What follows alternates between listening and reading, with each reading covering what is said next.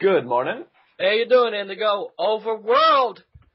Oh yeah, good morning, Brian. What up? I'm doing good. How are you doing? Everything's very good here in the United States. How's it in Sweden? It's fantastic. I mean, it's cold as always because it's Sweden, but it's good otherwise. Wow. Wow, you're really making an impact now, starting really burst out of that hole, making it big time now. Yeah, I know. It's awesome. I mean, things have been rolling like crazy for the last half a year. Wow. So yeah, it's fantastic. Cool. The band started in I guess around 2012. Yeah, exactly, like January. Right. And you put out an EP, Perfectly Anatomy, and how long when you finally put it out did fans start catching on to the band? I think we saw like the first wave of fans like starting to come in March 2012, like 2 months before the release. But as soon as the EP was out, I mean, we saw a massive increase from day one, pretty much. Right. And then it's just been rolling ever since. Cool. And even that EP on the rock charts in Sweden went to number 5. Like, were you amazed? Were you amazed right off the bat? Yeah, I mean, for an unsigned band like us to have our first EP, reach, I mean, even the top 10 or even top 5, we never could have expected that happening. So we are just so thankful to everyone. It was crazy, really. Right. and even one of the songs was on a compilation album, Visually United and Unite. And yeah. I mean, for an unsigned band, you're on a compilation album too, and then everything just keep on rolling and gets better and better. Yeah, I mean, it was just crazy to be on that as well. We had our friends Ginley, in a band from Finland, were on that album as well. So I mean, to be able to have our first song with them and just to be able to do all this stuff so early in the career, it's amazing. Really, I can't really put my words on it. Right.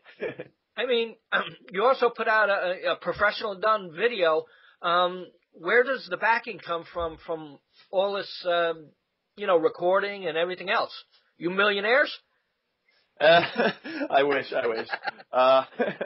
No, our first video and EP was completely self-financed, so we really had to work our asses off to get the cash to do that. But then we did our second video, My Reality, this year, and that was completely funded by fans through this Pledge Music campaign.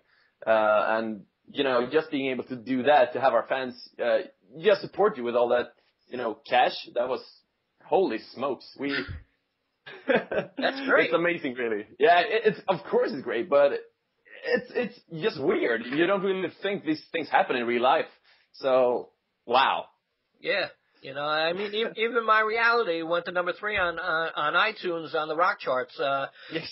Once again, like, the band's moving. Yeah, I mean, it's crazy. And, I mean, when we had, peaked at top 5 with our first EP, we thought, holy shit, we can't get any better.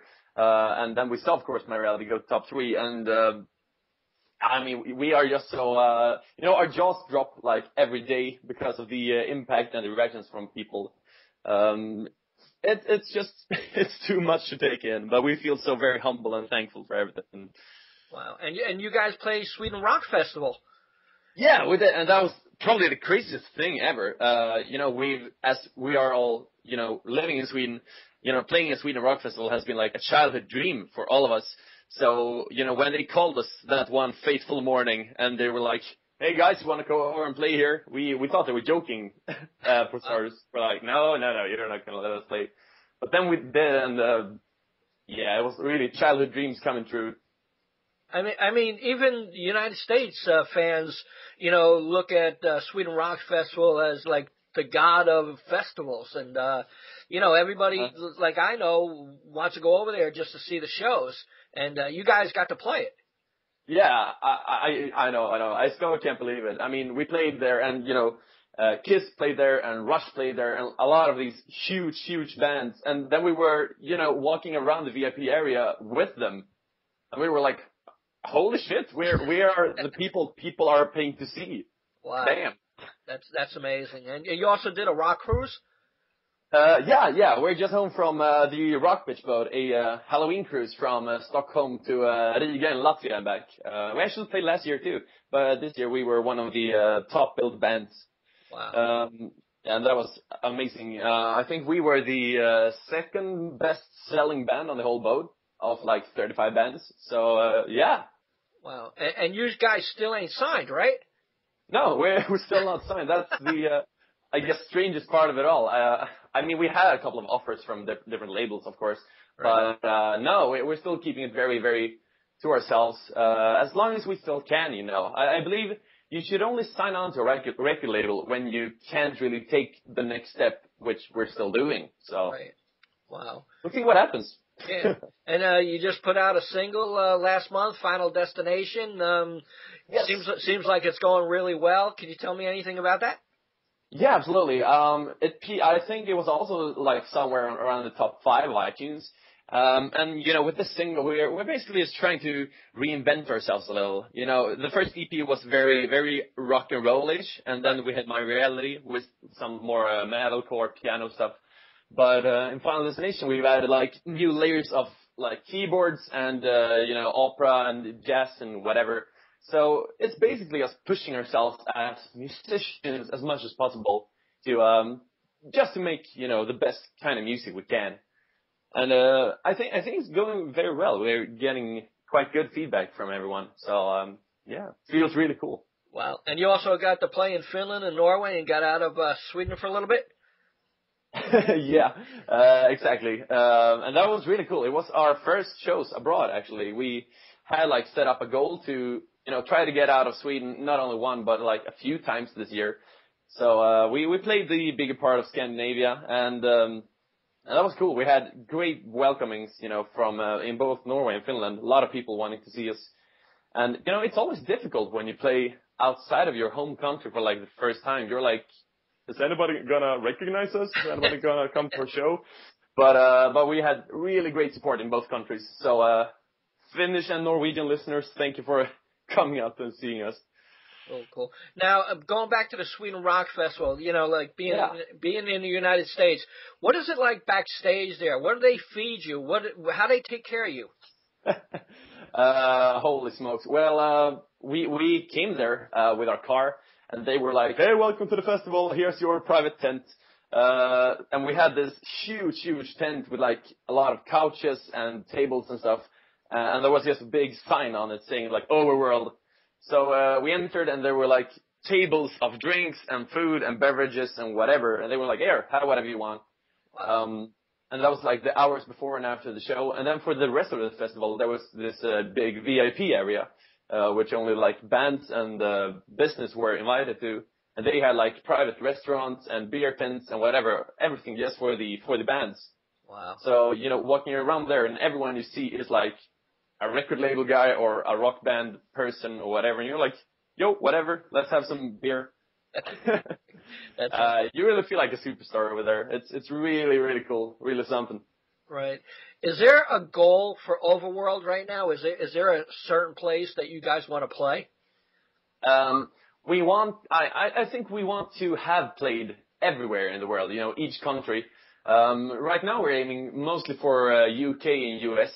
We're trying to go to the UK and all over Europe during 2014, but we'll see what happens. I mean, we have a massive fan base over in the US, so going there is definitely, you know, top priority. But since, as you said, we're unsigned, it's mostly the financing that's difficult.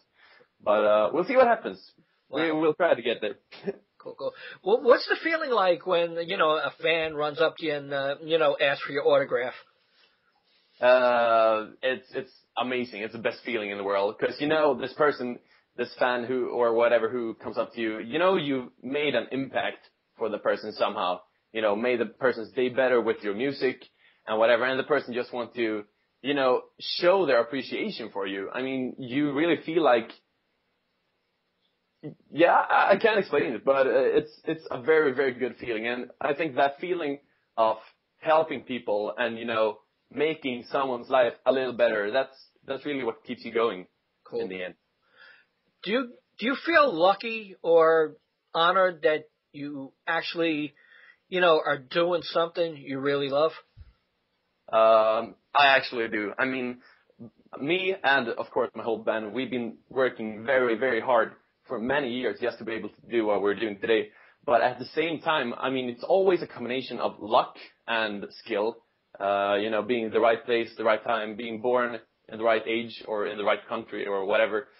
So, yeah, I do feel very lucky to be able to do this. I mean, even though we're nowhere near, Kiss, for example, in terms of, what they're doing and what we're doing. Right. But still, it's miles from, what at least I thought I would be doing like 5-6 years ago.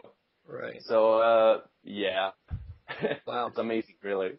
Now, Final Destination is the new single. Are you working on a full-length CD now or anything else?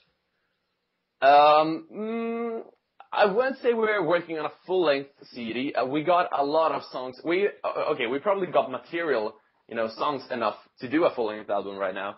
But we probably won't release a full-length album next year. But there might be something else, maybe.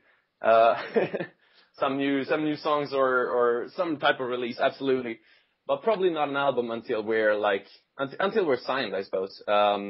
We feel like when we release our first album, it's got to be, very thoroughly worked and, just put out on some label that we can really trust and, feel like this is the very right thing to do. But until then, we're probably going to stick to singles and EPs.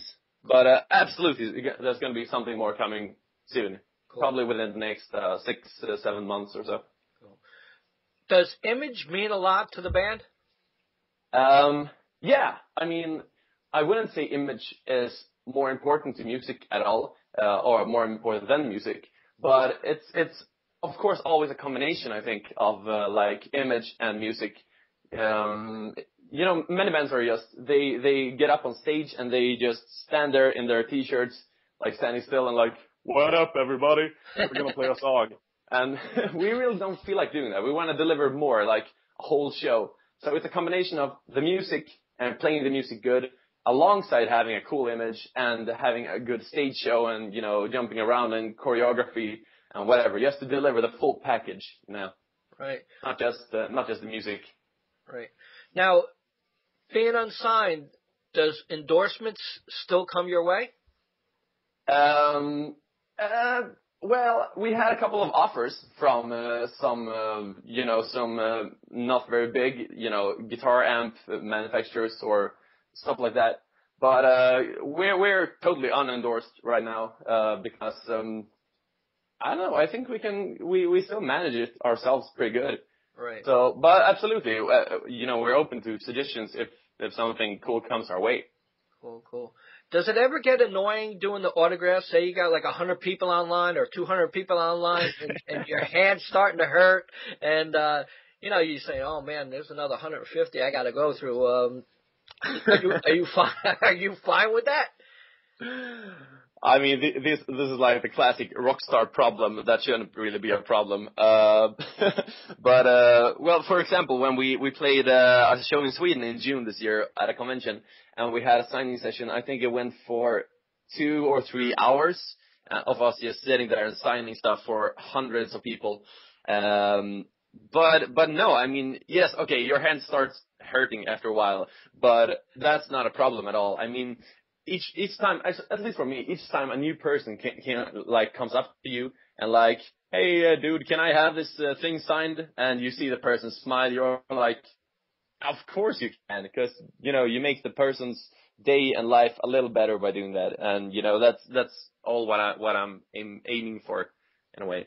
Cool. I just did an interview with Michael Kinski, formerly of Halloween, and, I asked him the same question. He says, no, I have no problem with the autographs. I have a problem with the pictures because it's not just one picture this person, whoever wants to do. He wants to do 5 or 10, and I got 300 people in line, and everybody will say, oh, no, I was too close. I was too far away.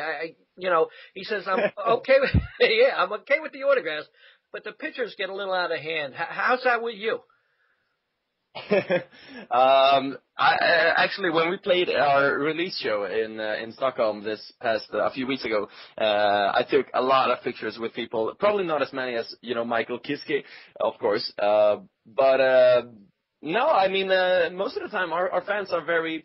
I think mainly because our fans are much younger, and they have grown up with like, this is gonna sound so stupid, but since they have like grown up with like smartphones and Twitter and Instagram and that kind of stuff, they are more used to taking photos, I suppose. Right. So they don't need to take like 10 different photos. They take one and they know it's good, and they add all those Instagram filters to it and whatever.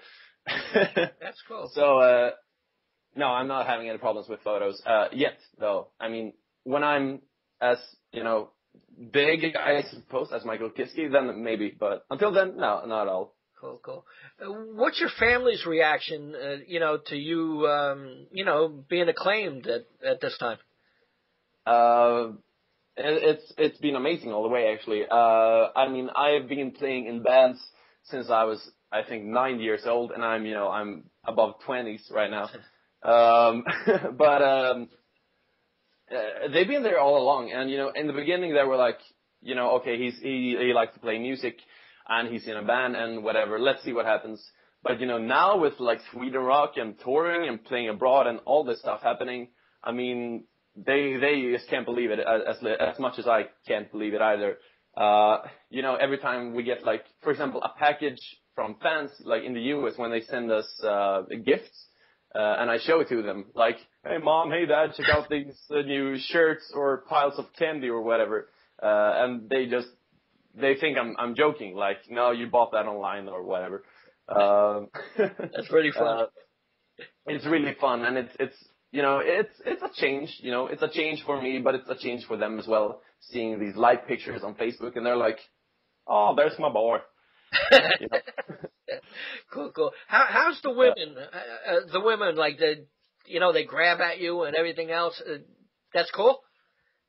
Yeah, I mean, I haven't had any problems with that. So as long as people appreciate what you do, I mean, it's nice. Cool.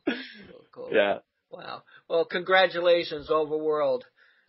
Thank you so much, Brian. It's amazing. This is our second interview. I hope we could keep it going when you keep on getting bigger and bigger and bigger. And it looks like that's the way you're headed.